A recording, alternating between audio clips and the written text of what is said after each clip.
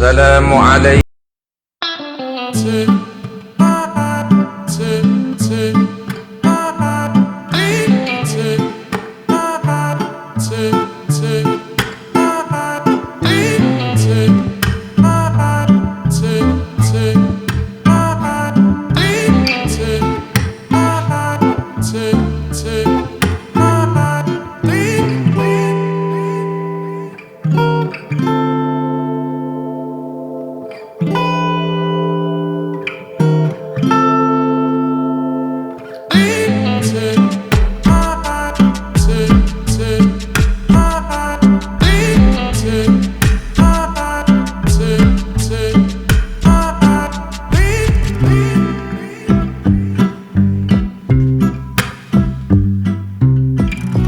Cenderung membentuk manusia yang materialistis.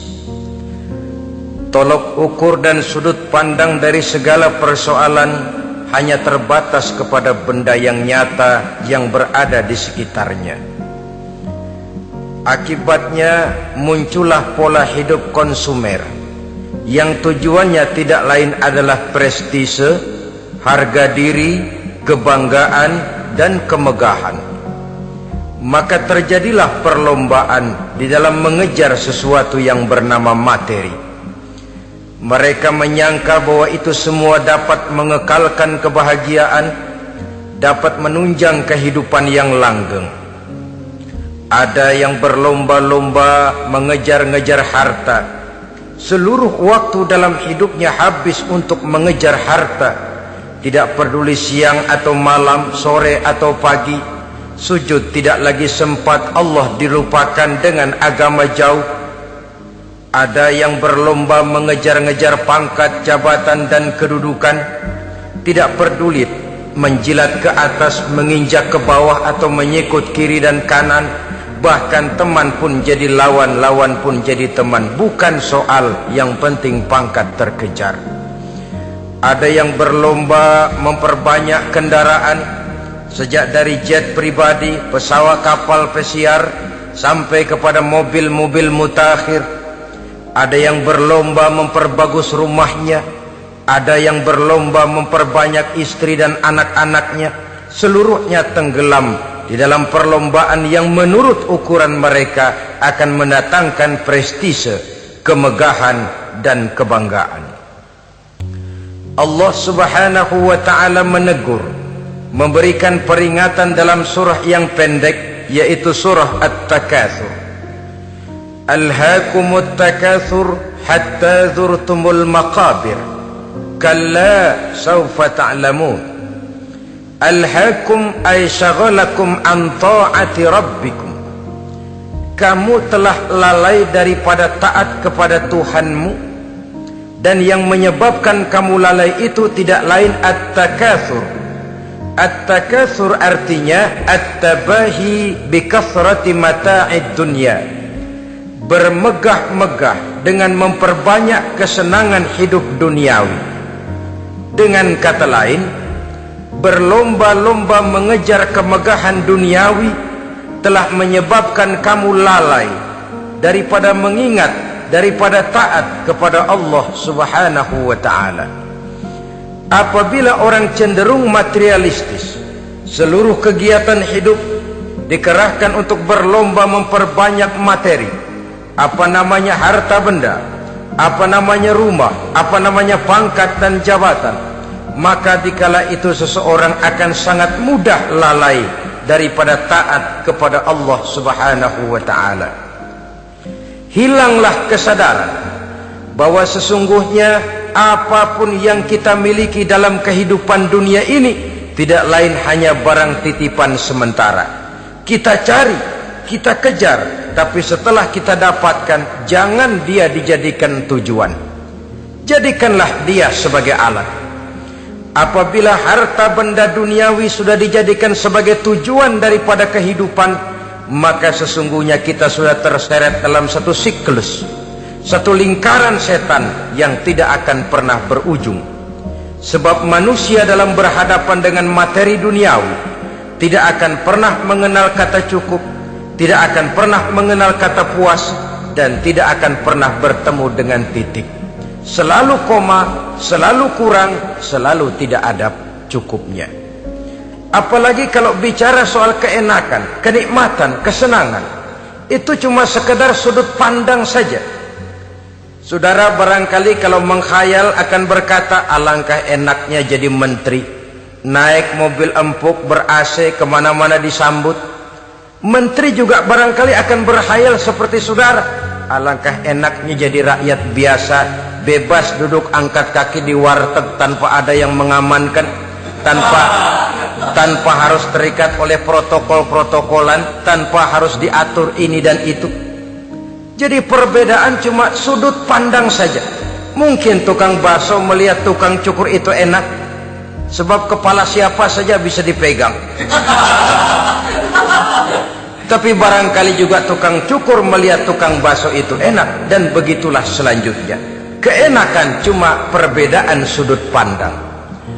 Saudara-saudara kaum muslimin rahimakumullah, oleh sebab itu agama memberikan kesadaran seluruh yang kita miliki, yang dititipi oleh Allah dalam kehidupan ini berupa materi keduniaan, hakikatnya adalah alat dan bukan sebagai tujuan. Apabila alat sudah kita jadikan tujuan, kita akan terjebak ke dalam satu perlombaan yang justru akan mencelakakan kita sendiri. Inilah yang saya maksud dengan sirkuit celaka. Perlombaan yang hanya membuat kita jerih, payah, keringat bercucuran, tenaga terkuras, tapi tidak akan pernah sampai ke garis finish. Karena memang tidak ada garis finishnya. Betapapun jauhnya satu perlombaan, dia mesti punya garis finish. Tapi kalau sudah at-takatsur, berlomba bermegah-megah diri, maka barangkali tidak akan pernah ada garis finishnya. Kita akan terseret dalam lingkaran setan, berputar di seputar itu tanpa tahu kapan berhenti dan di mana titiknya. Agamalah yang memberikan kesadaran. Alhaakumut takatsur. Bermegah-megahan telah membuat kamu lalai daripada taat kepada Allah Tuhanmu. Semua sadar bahwa kita diciptakan tidak lain adalah untuk mengabdi kepada Allah. Nilai pengabdian ini sering lentur, nilai pengabdian ini sering luntur, manakala kita sudah berlomba-lomba, bermegah-megah dengan materi kehidupan dunia. Islam jelas tidak menganjurkan penganutnya jadi orang miskin. Bahkan Imam Ali karramallahu wajhah pernah mengatakan, kemiskinan bisa menyebabkan kekufuran. Ayat yang pertama turun juga kita tahu, Iqra, baca olehmu. Kan seolah-olah Quran cuma tidak langsung saja bilang, hai orang Islam, kamu jangan jadi bodoh. Kebodohan menimbulkan kemiskinan, kemiskinan mendekatkan kita kepada kekufuran. Jadi miskin sama kufur tetangga. Artinya dalam kondisi miskin, kemudi hati itu mudah terombang-ambing. Oleh sebab itu sering kemiskinan umat Islam ini dimanfaatkan oleh orang-orang lain untuk menyebarkan agamanya. Padahal agama adalah soal keyakinan yang tidak mungkin ditunjang dengan supermi, ditunjang dengan beras, pakaian, obat-obatan, beasiswa. Agama adalah soal keyakinan. Keyakinan adalah soal kebenaran, dan kebenaran itu adalah milik bersama. Tujuan diciptakannya manusia tidak lain adalah untuk melaksanakan ibadah. Kalau orang tenggelam dalam perlombaan memperbanyak harta, mempertinggi kedudukan, memperindah segala macam yang sifatnya duniawi, biasanya itu akan membuat dia lalai dari taatnya kepada Allah Azza wa Jalla. Kadang bukan hanya lalai daripada taat, juga sering terjebak kepada maksiat. Karena kalau pola pandang dan tolok ukur sudah benda duniawi semata-mata, sangat tidak mustahil orang lalu terjebak ke dalam prinsip menghalalkan segala cara. Asal sudah tujuan tercapai, cara apapun halal. Akhirat nomor 18. Nah, bukankah memang barangkali kita sejak kecil sudah dilatih untuk materialistis. Umpamanya kita hanya sering dilatih untuk takut kepada yang konkret-konkret saja, takut kepada yang nyata-nyata saja. Seorang ibu kalau menakuti anaknya, aduh nak, kenapa ini kau kerjakan? Kalau bapakmu tahu, waduh, habis kamu. Ya, kita lihat, kalau bapakmu tahu, kalau polisi tahu, kalau hansip tahu, kalau satpam tahu. Tapi jarang seorang ibu menanamkan kepada anak, nak, kenapa ini yang kau lakukan, nak? Bukankah kau tahu Allah lihat, Allah tahu, Allah dengar, Allah, nak? Diajarkan takut kepada yang gaib. Karena kalau takut dia kepada polisi, dia pasti bisa cari tempat lain dong yang polisi kagak lihat. Kalau takut dia kepada satpam, minggir dong ke tempat yang kira-kira satpam nggak lihat. Tapi kalau sudah takut itu terpulang kepada Allah, kepada yang gaib, tidak sejengkal tanah pun yang terhalang dari pengetahuan Allah. Tapi itulah salahnya kita. Sejak kecil anak-anak sudah kita latih untuk takut hanya kepada yang konkret-konkret saja. Akibatnya sampai dia besar melembaga dalam kehidupannya. Dia nyolong, kata temannya, kamu nyolong ya? Iya. Kok nyolong sih? Memang. Kenapa nyolong? Biarin.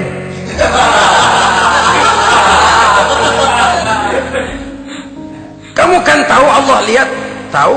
Kenapa nyolong juga? Biarin. Asal orang jangan lihat. Kalau Allah mah lihat, dia kagak ribut. Allah enggak ribut katanya.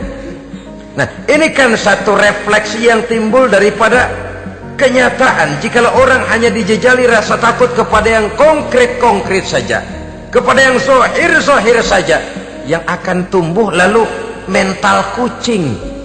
Sopan, tenang, kalem, ayem, nggelenggem. Kalau ada orang, sedikit orang meleng, kucing kelihatan watak aslinya. Saudara-saudara kaum muslimin rahimakumullah. Oleh sebab itulah maka agama lewat surah yang kita bicarakan pada pertemuan ini memberikan peringatan. Kala, jangan begitu dong. Kamu boleh mencari dunia, silahkan cari harta yang banyak, cari pangkat yang tinggi, tapi jangan itu membuat kamu lalai daripada taat terhadap Allah subhanahu wa ta'ala. Jangan karena keinginan mendapat harta yang sebanyak-banyaknya lalu melakukan segala macam cara asal tujuan tercapai. Itu sudah membuat kita lalai. Jangan karena ingin mengejar kedudukan yang tinggi lalu jilat atas injak bawah, nggak mempan jilat, dukun dipakai.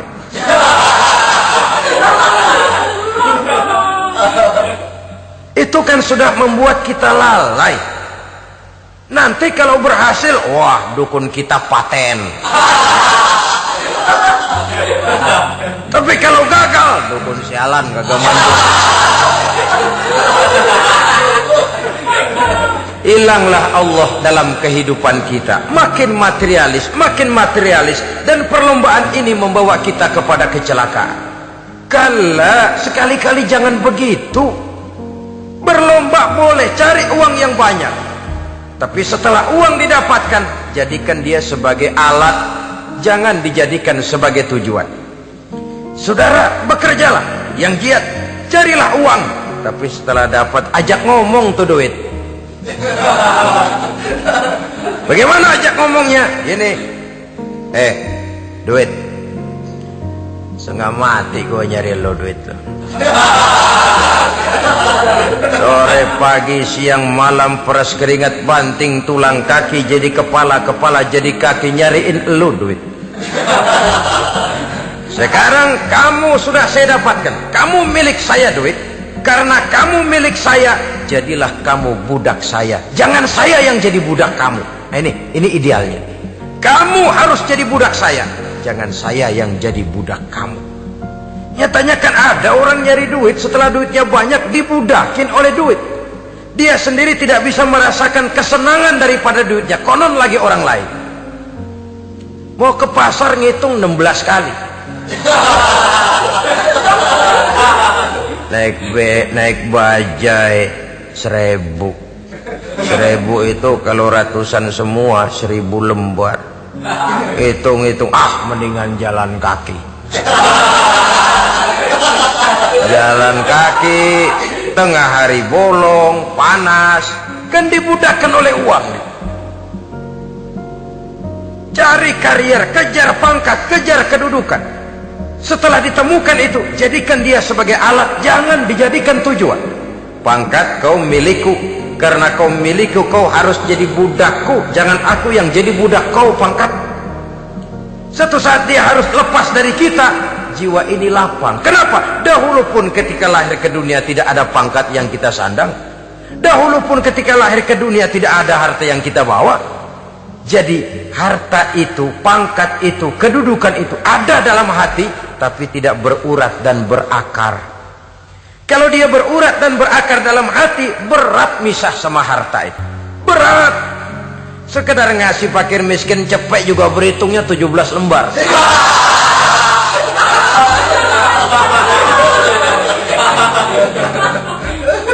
Dengar di kantornya mau ada mutasi, pindah dia dari tempat basah ke tempat kering, baru berita burung udah meriang duluan. Ini nanti bagaimana, itu nanti bagaimana, ini nanti bagaimana.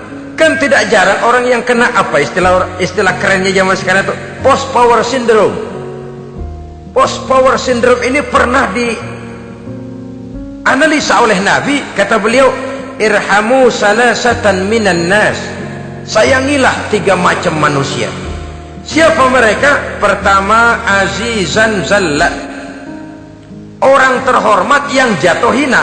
Ini yang sering terkena post power syndrome. Biasa kemana-mana dikawal, dihormati, datang ke tempat ini protokol siap, ini serba diatur semua, serba beres. Begitu jabatan selesai atau pensiun, habis orang gak indah-indah. Dia lihat orang diemin aja, orang diemin dan orang tonton. Ini kalau nggak kuat mentalnya, itu kena post power syndrome. Akibatnya ya bisa jantungan, bisa leper, bisa darah tinggi.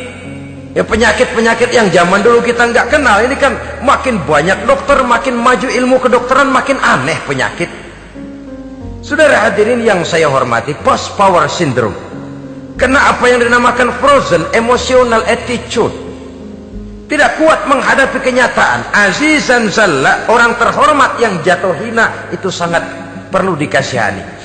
Yang kedua, ghaniyan qad iftaqara, orang kaya jatuh miskin. Ini juga sama. Biasa hidup apa ada, serba ada, lalu harus hidup apa adanya. Ini kalau kurang-kurang kuat benar-benar memble.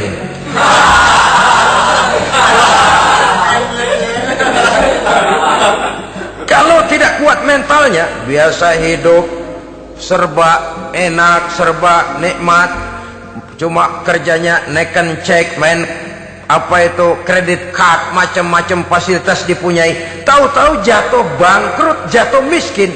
Kalau tidak fondasi agamanya kuat, bisa gantung diri, bisa bunuh diri, bisa frustasi, bisa terkena psikosomatik, tekanan jiwa mempengaruhi faktor biologis. Timbullah tekanan, terjadilah penyakit aneh-aneh. Al-ghaniyan qad iftaqara, orang kaya jatuh miskin, itu perlu dikasihani.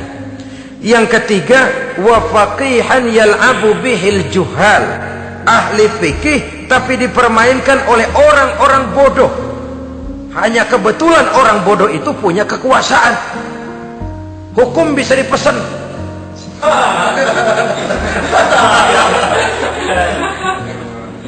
Aturannya haram, Ustaz, ada haram dikit aja dah.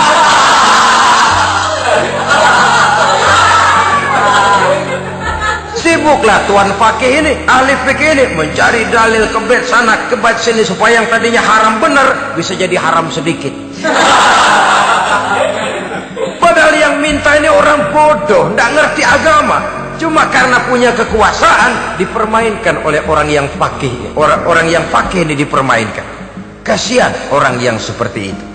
Wa faqihan yal'abu bihil juhal, ahli fikih tapi dipermainkan oleh orang-orang bodoh. Akibatnya karismanya hilang, wibawanya lenyap.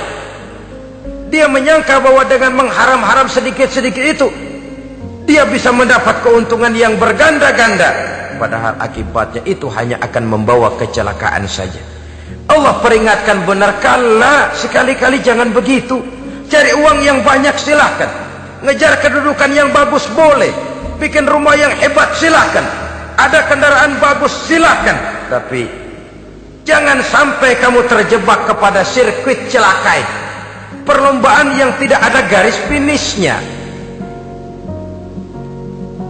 Sering dicontohkan orang menghayal, melamun, kamu kenapa nggak mau ibadah? Lah, bagaimana mau sembahyang, saya di Jakarta masih ngontrak.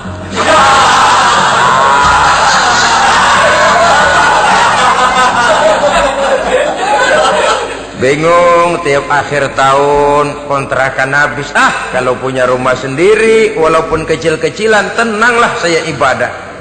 Baiklah, oleh Allah diberikan rezeki, bisa bikin rumah walaupun kecil-kecilan. Sudah punya rumah sendiri, belum juga ibadah, apalagi mulur lagi. Habis bagaimana mau sembahyang, rumah kecil banget. Pinggir kali, asal hujan bocor ya.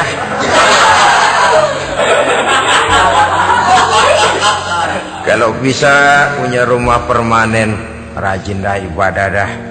Iyalah, diberikan rezeki, bisa bikin rumah besar, kamarnya banyak, halamannya luas, kendaraan belum ada, perabotan belum lengkap. Sudah ada kendaraan, belum kayak orang-orang. Sudah kayak orang-orang, masih sama dong, kudu di atas. Kapanlah selesainya? Kala, sekali-kali jangan begitu. Jangan kamu mengumpulkan harta bermegah-megah membuat kamu lalai dari taat kepada Tuhanmu. Engkau tinggalkan rukuk dan sujud, engkau jauh dari masjid, engkau kering dari kehidupan beragama. Sebab itulah maka pembangunan fisik material tidak bisa dipisahkan dengan pembangunan mental spiritual. Tidak hanya cuma dalam teori, tapi juga harus dalam praktek. Selalu pembangunan yang hanya mengarah kepada fisik material, jauh dan kering dari agama, hanya akan melahirkan manusia-manusia materialistis yang terjebak di dalam sirkuit celaka, perlombaan yang tidak pernah mengenal garis finish. Sebab itu agama mengajarkan, orang kaya itu siapa sih? Yang banyak duit? Belum tentu. Yang kebunnya di mana-mana ngebelatak? Belum tentu. Yang pabriknya selebar-lebar? Belum tentu. Yang punya segala macam peternakan, dari peternakan gajah sampai peternakan kutu?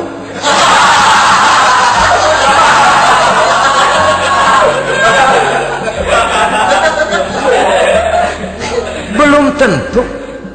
Agama memberikan tuntunan yang sangat luhur. Orang kaya itu adalah orang yang hidupnya cukup. Orang miskin itu orang yang selalu merasa kurang.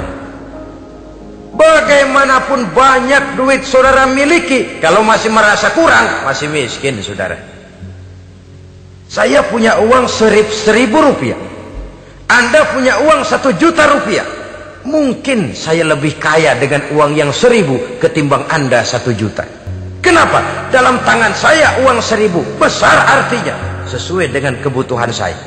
Tapi di tangan Anda uang 1 juta, kebutuhan Anda lebih besar daripada itu lagi. Maka agama mengajarkan sifat qanaah, merasa cukup, dan itulah sumber kekayaan yang hakiki. Orang kaya adalah orang yang hidupnya cukup. Kalla saufa ta'lamun, jangan begitu, nanti kamu akan tahu. Summa kalla saufa ta'lamun, jangan sekali-kali begitu, satu saat kamu pasti akan tahu. Kalla law ta'lamuna ilmal yaqin, thumma latarawunnaha 'ainal yaqin, thumma latus'alunna yawma idzin 'anin na'im. Nah, kapan perlombaan ini akan menyadarkan orang biasanya? Hatta zurtumul maqabir, sampai kamu dekat ke liang kubur, itu biasanya kalau istilah orang sekarang baru ngeh. Asal sudah napas sampai tenggorokan disambung dengan selang, sudah Senin Kemis dibantu dengan alat picu jantung, gerak gerak gerak gerak, sudah kayak orang mau gergaji kayu. Dikala itu barulah sadar orang biasanya. Dan kesadaran semacam itu kesadaran yang terlambat, kesadaran ala Fir'aun. Fir'aun selagi hidup diajak beriman dan nehi aja.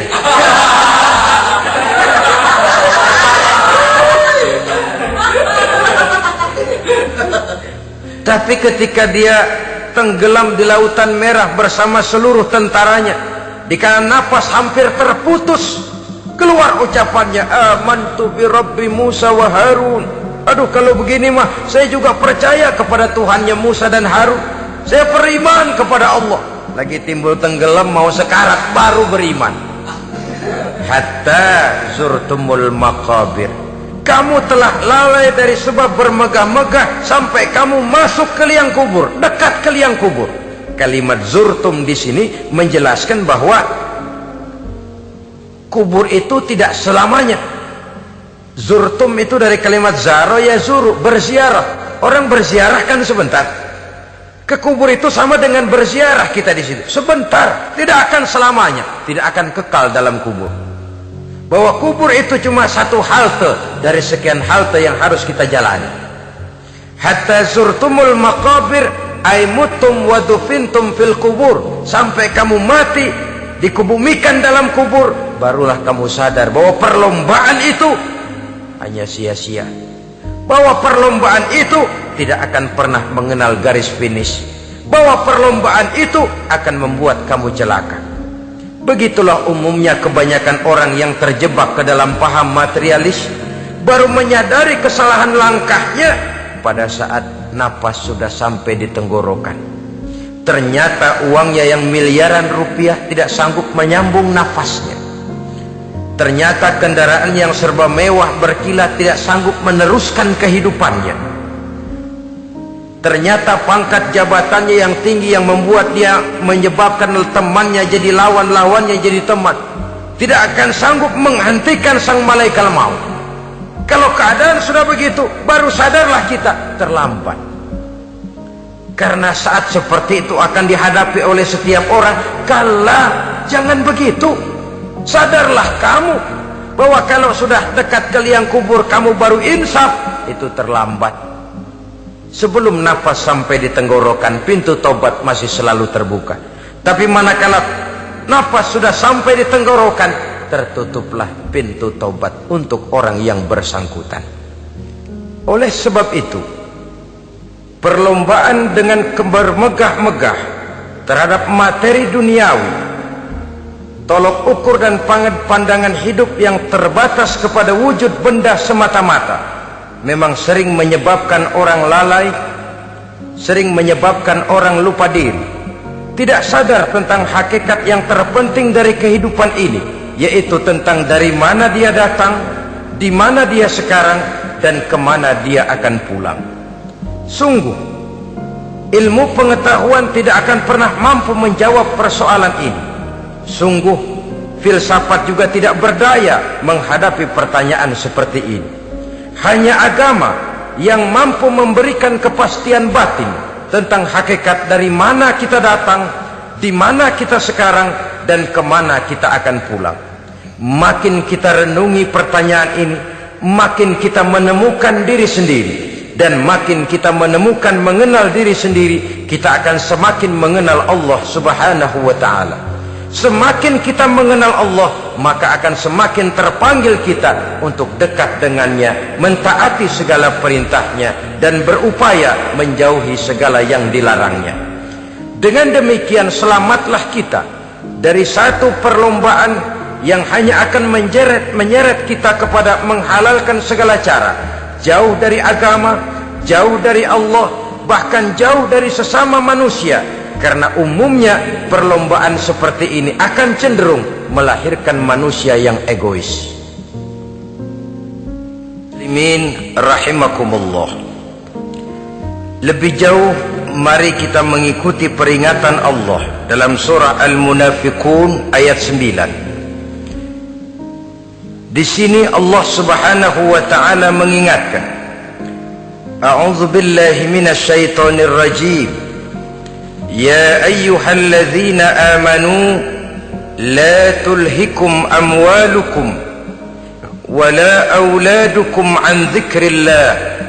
Wa may yaf'al dzalika fa ulaika humul khasirun. Hai orang-orang yang beriman, jangan sampai hartamu dan anak-anakmu melalaikan kamu daripada mengingat Allah. Wa may yaf'al dzalik, barang siapa yang melakukan hal seperti itu, fa ulaika humul khasirun, maka merekalah sesungguhnya orang-orang yang merugi. Rugi dunia, rugi akhirat. Disebutkan di sini dua hal yang sering menyebabkan kita jadi lalai. Amwal dan aulad. Harta dan anak-anak. Materi dan keluarga. Perlombaan di dalam mengumpulkan materi sering menyebabkan kita menjadi lalai. Begitu juga amanah berupa anak, sering kita lalaikan atau sering membuat juga kita menjadi lalai. Kita lalaikan dalam arti bahwa keduanya, baik harta baik anak, merupakan amanah dari Allah. Setiap orang tua akan dimintakan pertanggungan jawab. Apabila kita lalaikan amanah ini, maka resikonya akan kembali juga kepada kita. Tapi satu hal yang jelas dalam ayat 9 surah Al-Munafiqun ini, bahwa perlombaan memperbanyak harta dan anak-anak yang masuk dalam kelompok at-takatsur itu tadi akan menyebabkan orang khasiru, termasuk ke dalam kelompok orang-orang yang rugi. Perlombaan yang hanya akan membawa kerugian semata-mata. Kemudian di dalam satu hadis Rasulullah sallallahu alaihi wasallam memberikan peringatan. Beliau bersabda, "Iza azzamat ummati dinaran wa dirhaman, nuzi'at minha haibatul Islam, wa iza tasabat ummati saqatat min ainillah, wa iza turikatil amru bil ma'ruf wan nahyu 'anil munkari, hurimat 'alaihim barakatul wahyi." Ada tiga hal yang kalau kita kerjakan akan menimbulkan tiga macam akibat di dalam hadis ini. Pertama, iza azzamat ummati dinaran wa dirhaman.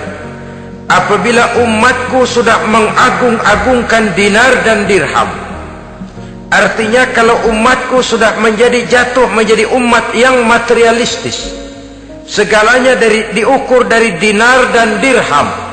Dinar dan dirham ini kalau bahasa Inggrisnya dokat.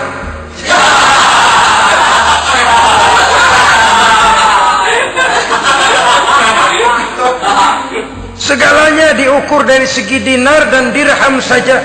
Nuzi'at minha haibatul Islam, akan dicabutlah kehebatan Islam dari mereka. Memang ada kalanya kita berkata bahwa tanpa uang kita tidak bisa berbuat apa-apa. Tapi kalau itu dijadikan landasan dari segala sesuatu, itu yang dijadikan ukuran, itu yang dijadikan tujuan, kita hakikatnya sudah gagal sebelum melangkah. Apapun saja profesi kita, apabila sudah menjadi pendewa dinar dan dirham, akan hilanglah kehebatan Islam, akan dicabut kehebatan Islam itu. Umat Islam bisa dibeli, ulama bisa dikontrak, kiai bisa dicarter. Saudara hadirin ma'asyiral muslimin rahimakumullah, apabila umatku sudah membesar-besarkan dinar dan dirham, bermegah-megah dengan itu, berlomba-lomba memperbanyak itu yang menjadi tujuan dan tolok ukur dari segala kegiatan, nuzi'at minha haibatul Islam, akan dicabutlah kehebatan Islam. Hilang itu wibawa. Walaupun dia bernama umat mayoritas dalam jumlah, tetapi dia minoritas dalam peranan. mayoritas dalam bilangan tapi minoritas dalam percaturan kegiatan hidup ini. Kita ingat di zaman pengembangan Islam di masa Rasulullah sallallahu alaihi wasallam, mereka berlomba-lomba mengorbankan dinar dan dirhamnya untuk kepentingan agama, bukan mengorbankan kepentingan agama untuk mencari dinar dan dirham.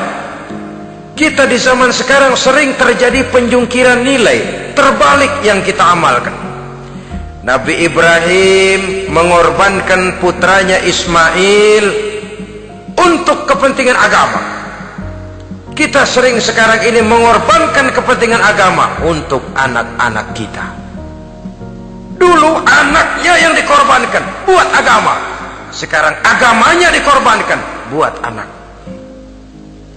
Dulu dinar dan dirham dibelanjakan untuk menopang agama, sekarang agama dijadikan alat untuk mencari dinar dan dirham.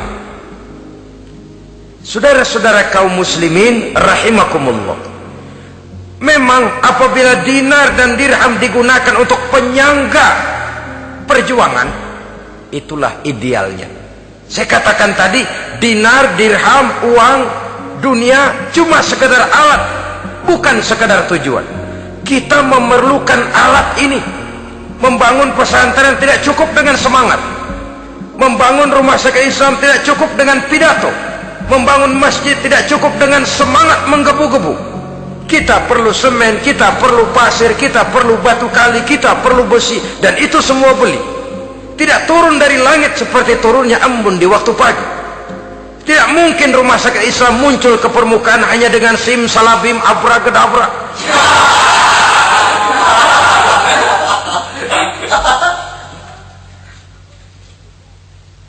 Oleh sebab itu, saya bersyukur kecenderungan belakangan ini pengajian-pengajian akbar di berbagai tempat tidak hanya sebagai ajang untuk menanamkan akidah, membina ukhuwah, tapi juga menjadi sarana di mana kita mengumpulkan dana, menghimpun potensi umat, menginventarisir potensi untuk kepentingan pengembangan daripada agama. Meskipun ada satu dua orang yang salah paham tentang ini, sampai kemudian saya mendapat satu merek yang cukup tidak enak untuk didengar, mengkomersilkan pengajian katanya, karena memang ada pengajian yang menggunakan sistem karcis, sebenarnya juga tidak etis. Undangan berikut infak yang seluruh hasilnya digunakan buat kepentingan agama, apakah itu rumah sakit, apakah itu madrasah, apakah itu masjid, dan satu sen pun saya tidak menuntut bagian dari itu. Saya malah berprinsip, sepanjang saya masih laku untuk dijual dan itu memang buat kepentingan agama, persilahkan jual saja, asal buat masjid, pesantren, madrasah, rumah sakit Islam, kegiatan syiar dan dakwah, silakan. Tapi kalau sudah dijual buat kepentingan pribadi, memperkaya diri sendiri, tentunya dunia akhirat sulit untuk ridho kepada tingkah laku yang semacam itu. Kita memerlukan dana, umat di daerah membangun memerlukan dana, dan dana itu tidak hanya datang begitu saja. Kita bersyukur bahwa untuk menghadiri pengajian sekarang ini orang mau mengeluarkan uang, mau memberikan infak dengan ikhlas, tidak dengan keterpaksaan. Kenapa tidak? Sehingga ini lalu diinventarisir untuk kepentingan pembangunan agama. Ratusan juta rupiah terkumpul dari pengajian-pengajian rutin ini, pengajian-pengajian akbar ini. Puluhan masjid terbantu, rumah sakit Islam terbantu, musola selesai. Ya walaupun tidak lalu semuanya beres, tapi gemaknya itu sudah cukup menyentuh untuk menyadarkan orang bahwa harta baru kekal kalau dia sudah dibelanjakan di jalan Allah. Nah, yang celaka kalau dinar dan dirham itu yang dijadikan tujuan. Mengadakan pengajian semata-mata untuk cari uang, uangnya buat kantongnya dewe. Itu yang membuat dicabutnya kehebatan Islam itu. Segalanya diukur dari sudut itu. Sehingga ketika seseorang datang bertanya, tentang hal-hal yang berkaitan dengan ini, maka hal semacam ini sesungguhnya satu nikmat yang perlu kita syukuri sepanjang menginventarisir potensi umat benar-benar digunakan buat kepentingan daripada agama kita. Jadi peringatan tegas dari Nabi ini, iza azumat ummati dinaron wa dirhaman nuzi'at minha haibatul Islam. Apabila umatku sudah mengagung-agungkan dinar dan dirham, maka akan dicabutlah kehebatan Islam dari tengah-tengah mereka. Remeh saja orang memandang kita, enteng saja orang memandang kita. Satu. Yang kedua, peringatan, apabila umatku sudah saling berbantah-bantahan, saqatat min ainillah, jatuhlah mereka dalam pandangan Allah. Kalau sesama umat ini sudah saling menjelekkan, apakah yang menjelekkan itu lebih bagus dari yang dijelekkan di hadapan Allah? Dua-duanya sama rendahnya. Pribadi saya mungkin puas kalau saya bisa menghantam saudara di depan umum, menjelek-jelekkan nama saudara. Tapi lebih baikkah saya dalam pandangan Allah? Sama rendahnya dengan orang yang saya jelekkan. Itu pun kalau yang dijelekkan benar-benar jelek. Kalau cuma sekedar fitnah, wah, lebih celaka lagi nasib si orang itu tadi. Ini artinya menyadarkan kita bahwa umat ini sudah diikat dengan akidah. Beraneka ragam kita, tapi harus ada kebersamaan. Berbeda kita, tapi harus satu, sebagai satu ummatan wahidah, satu umat yang satu. Oleh sebab itu, persamaannya lah yang harus kita angkat ke permukaan, bukan perbedaannya yang kita perbesar. Sudah datang waktunya umat Islam bangun dari tidurnya, jangan lagi dibuai oleh irama mayoritas. Sudah lewat masanya kita bertengkar karena persoalan-persoalan kecil yang tidak prinsip. Sudah datang waktunya umat Islam bersatu, menyusun saf yang lebih lurus, oleh karena ia dihadapkan kepada tantangan-tantangan yang tidak semakin ringan. Kalau kita bertengkar dengan kita, kalau kita saling mencaci sesama kita, bukankah Yahudi tepuk tangan? Bukankah Nasrani menari-nari? Bukankah pihak ketiga akan menangguk di air keruh? Dan kerugian akan terpulang kepada kita semua. Tapi inilah realita, bahwa yang kita hadapi ini sesungguhnya musuh kita di luar kita, bukan di dalam kita. Apakah itu kemiskinan, kebodohan, maksiat, munkarat, ketidakadilan, kezaliman, kesewenang-wenangan, dan lain sebagainya. Yang musuh jadikan musuh, yang teman mari kita rangkul. Jangan terbalik, teman dimusuhi, musuh malah dirangkul. Maka berpesta poralah musuh-musuh Islam ini. Saudara-saudara kaum muslimin rahimakumullah, Nabi memperingatkan dengan tegas, wa iza tasabat ummati saqatat min ainillah. Jikalau umatku sudah saling mencaci maki, sudah saling berbantah-bantahan, jatuhlah mereka dalam pandangan Allah. Satu ayat menjelaskan, jangan sebagian kamu meremehkan, yaskhar, mengecilkan, menganggap enteng orang lain. Boleh jadi yang dihina, diremehkan, dianggap enteng itu nilainya lebih bagus daripada yang menganggap enteng. Dalam hakikat segala sesuatu itu cuma kembali kepada Allah. Di sanalah penilaian finalnya. Manusia hanya melihat yang zahir. Makin banyak harapan hidup ini kita gantungkan kepada manusia, makin banyak kita harus bersiap untuk kecewa. Saudara-saudara kaum muslimin rahimakumullah. Kemudian yang ketiga peringatan dari baginda Nabi, wa iza turikatil amru bil ma'rufi wan nahyu 'anil munkari hurimat 'alaihim barakatul wahyi. Apabila amar ma'ruf dan nahi munkar telah ditinggalkan, maka akan hilanglah keberkahan wahyu, akan hilanglah keberkahan Quran, akan sirnalah keberkahan agama. Amar ma'ruf dan nahi munkar ditinggalkan, artinya di tengah masyarakat sudah tidak ada lagi yang menyerukan ini baik, ini tidak baik, ini halal, itu haram. Mari kita sholat, mari makmurkan taklim, santuni yatim piatu, makmurkan masjid. Seruan ke arah itu tidak lagi terdengar. Sementara tinggalkan judi, tinggalkan minuman keras, jauhi zina, seruan semacam itu pun tidak lagi terdengar, maka hilanglah keberkahan wahyu itu. Karena amar ma'ruf dan nahi munkar merupakan bagian daripada ajaran agama kita. Menjadi sponsor dari segala macam kebajikan dan menjadi penghalang daripada segala macam kemunkaran sesuai dengan batas kemampuan yang kita miliki masing-masing. Nah, saya kembali kepada persoalan pokok di awal pembicaraan tadi. Bagaimana jalan keluarnya? Jalan keluarnya tidak lain adalah upaya. Bagaimana kegiatan yang sifatnya fisik material ini diimbangi dengan kegiatan yang bersifat mental spiritual. Upaya menghidupkan majelis-majelis ta'lim, upaya memakmurkan masjid-masjid sebagai laboratorium rohani untuk mewujudkan keseimbangan dalam pola pikir yang akan berlanjut dalam gerak hidup yang kemudian akan tertuang dalam segala perbuatan manusia. Apabila sudah terwujud kepincangan dalam pola pikir, akan pincanglah caranya bertindak dan berbuat, akan pincanglah pandangan hidupnya, akan pincanglah orientasinya di dalam kehidupan ini.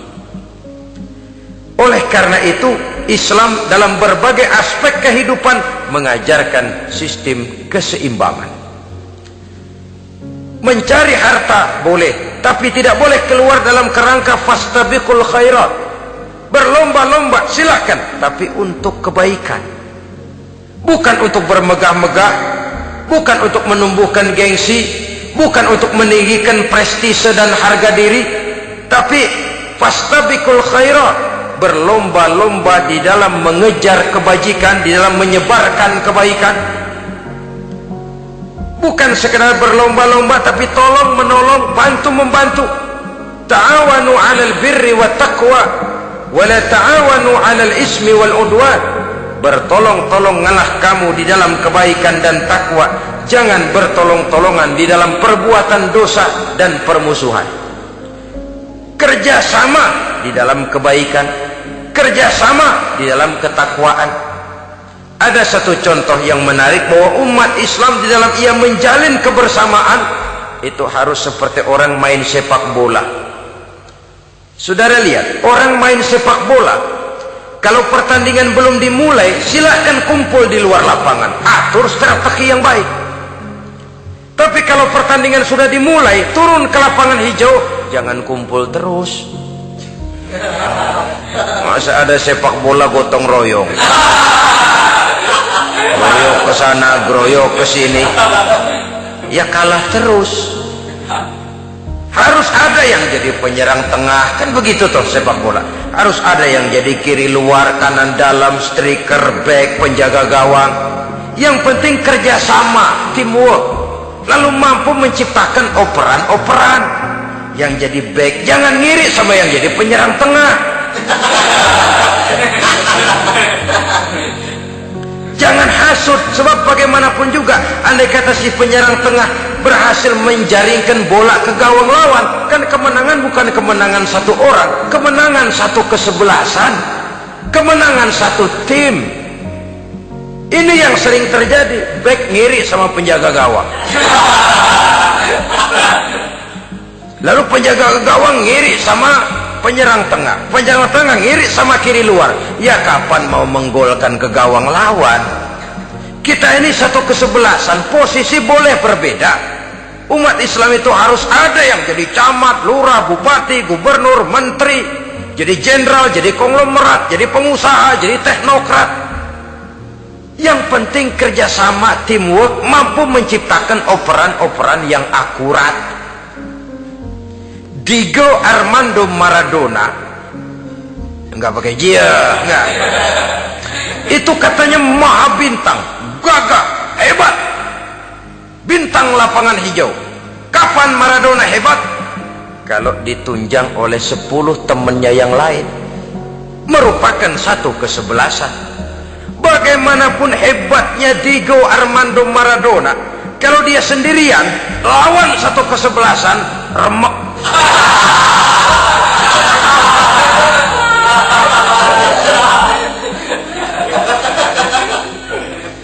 Dia hebat, dia jenius, dia maha bintang karena dapat operan dari teman-temannya. bukan jegalan, operan. Jadi oleh sebab itu bagaimana kita menciptakan operan-operan akurat yang akan melahirkan kebersamaan di tengah-tengah umat. Artinya satu contoh saja, misalnya seorang pengusaha besar oleh karena kesibukannya di dunia bisnis tidak perlu jadi ketua pembangunan musola. Tapi kalau ada musola belum selesai, operan. Operannya itu yang penting. Apa yang dioper itu? Semen, apa batu kali, apa besi? Yang penting operan. Operannya akurat. Kadang-kadang ada terjadi juga frustasi ngelihat lawan kesebelasannya terlalu kuat, ngoper ke gawang sendiri. Jebol. Kan sering terjadi begitu. Muslim didukung oleh umat Islam, ketika punya posisi menguntungkan malah mempersulit Islam. Ini kan ngoper ke gawang sendiri, bunuh diri namanya. Boro-boro jebolin gawang lawan, asal jangan bunuh diri juga lumayan. Jadi kalau saja kita mampu menciptakan kebersamaan seperti ini, baju boleh berbeda. Seorang muslim boleh dibungkus baju ABRI, boleh dibungkus baju dokter, boleh dibungkus baju teknokrat, boleh dibungkus baju konglomerat, sekedar baju. Tapi kalau terbukalah baju itu, kelihatan dadanya, terbersit nilai imannya, meresap sampai ke tulang sumsumnya. Dan pada saat Islam dikuti-kuti, akan timbul kecintaannya, akan timbul, saya muslim dan saya bangga dengan Islam saya. Saya muslim dan saya mau berbuat untuk Islam saya. Saya muslim dan saya siap mati untuk Islam saya. Dengan baju apapun dia terbungkus, kalau roh, jiwa dan semangat semacam ini tertanam, saya yakin kita umat Islam akan mampu berbuat lebih banyak dengan mewujudkan operan-operan akurat yang sangat diharapkan oleh umat itu tadi. Oleh sebab itu, saudara-saudara kaum muslimin rahimakumullah, baju boleh berbeda, bendera boleh beraneka warna, tapi jikalau bernama muslim, persamaannya yang dicari, jangan perbedaannya yang diperbesar. Nilai persaudaraan yang diikat dengan akidah semacam inilah yang banyak dicari orang, yang banyak menyebabkan orang masuk Islam. Di mana masjid kelihatan benar sebagai simbol kehidupan demokrasi dalam menciptakan ukhuwah, wawasan ukhuwah ini. Masjid simbol demokrasi. Siapapun masuk masjid buka sepatu, demokrasi. Siapapun orangnya, tidak peduli merek apapun sepatunya. Apa itu keluaran Cibaduyut Bandung? Apa itu modelnya Belli Beltoni Itali? Tidak soal, masuk masjid buka. Jumatan, kopral datang lebih dulu depan, pral. Jenderal datang belakangan, belakang saja, jenderal. Tidak ada fasilitas khusus dalam masjid, karena di rumah Allah semua manusia sama.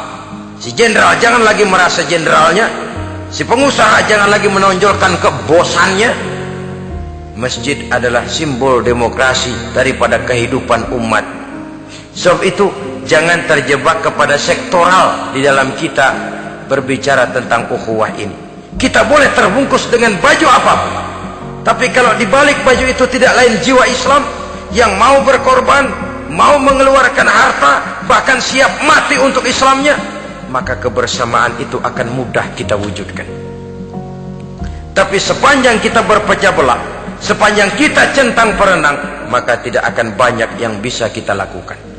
Satu-satunya perlombaan yang bukan hanya dibolehkan tapi bahkan sangat dianjurkan oleh agama, yaitu fastabiqul khairat, berlomba-lombalah di dalam kebaikan, berlomba-lomba di dalam memakmurkan masjid, berlomba-lomba di dalam menghidupkan majelis-majelis ta'lim, berlomba di dalam menegakkan yang ma'ruf dan menghancurkan yang munkar, berlomba di dalam menyantuni yatim piatu.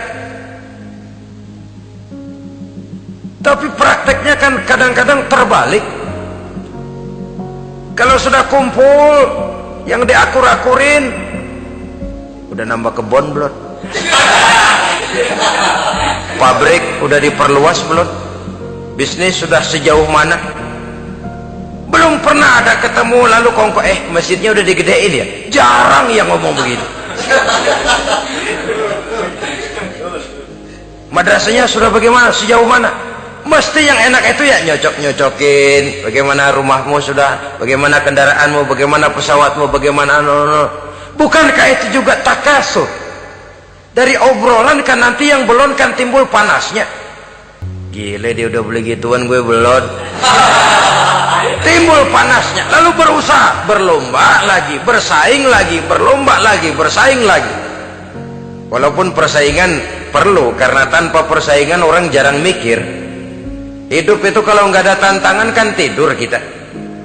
Orang hidup smooth gitu ya, jalan tenang, setenang ya nggak maju orang itu. Orang itu baru bisa mengalami kemajuan kalau dia sudah dihadapkan kepada tantangan, gemblengan, gojlokan, fitnahan, hinaan, caci maki. Persaingan itu perlu supaya orang mikir. Kalau mikir dia berbuat, kalau dia berbuat dia bisa maju. Tapi persaingan yang sehat, bukan persaingan yang lalu menimbulkan fitnah, menghancurkan nama baik orang lain, yang dilatar belakangi oleh sifat hasud, dendam, iri hati, lalu menghalalkan segala cara. Tidak, bukan itu. Persaingan yang sehat ini akan menjadi alat picu agar orang lalu berlomba di dalam kebaikan. Satu-satunya perlombaan yang bukan hanya boleh tapi bahkan sangat dianjurkan oleh agama, berfastabiqul khairat, berlomba-lomba di dalam berbuat kebaikan. Berlomba-lomba membangun masjid bukan berarti di sebelah masjid bangun masjid lagi, bukan. Kadang-kadang karena ada fastabiqul khairat, berlomba-lomba, nggak apa-apa dah. Di sebelah masjid bikin lagi masjid. Akhirnya azan perlombaan main kenceng-kencengan. Bukan itu yang diinginkan tentu, bukan itu. Bagaimana memakmurkan masjid, bagaimana memfungsikan masjid, bagaimana membina umat dan lain sebagainya. Jadi pembicaraan ke arah itu akan menimbulkan rangsangan untuk berlomba di dalam kebaikan. Kalau dia kok bisa menata masjidnya sampai makmur, jamaah senang datang ke sana, anak-anak muda betah di masjid, kenapa saya tidak? Apa konsepnya? Nah, ini kan berlomba, tapi berlomba dalam kebaikan. Kalau dia bisa menghimpun anak-anak muda lalu diarahkan kepada jalan yang positif, kenapa saya tidak bisa? Dia punya potensi yang saya juga punya. Berlomba di dalam kebaikan. Perlombaan semacam ini akan memberikan ketentraman karena jalan yang ditempuh jalan ibadah.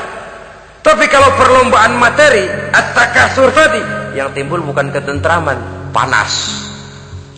Karena panas, udah dekat, panas kan tetangganya hasud, dengki, iri hati, sakit, demam, orang lain maju, meriang.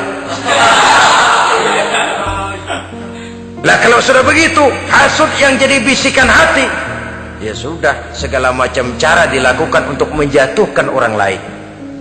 Dan itu sudah bukan lagi persaingan yang sehat. Saudara-saudara kaum muslimin rahimakumullah.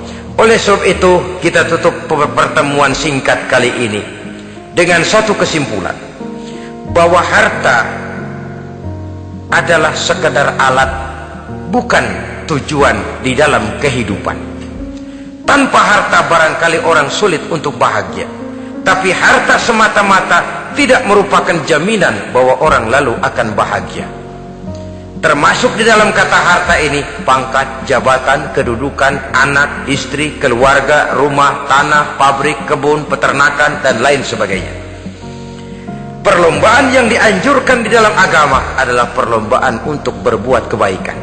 Maka masalahnya sekarang, bagaimana kita memanfaatkan harta ini untuk sebanyak-banyak kebaikan yang bisa kita lakukan.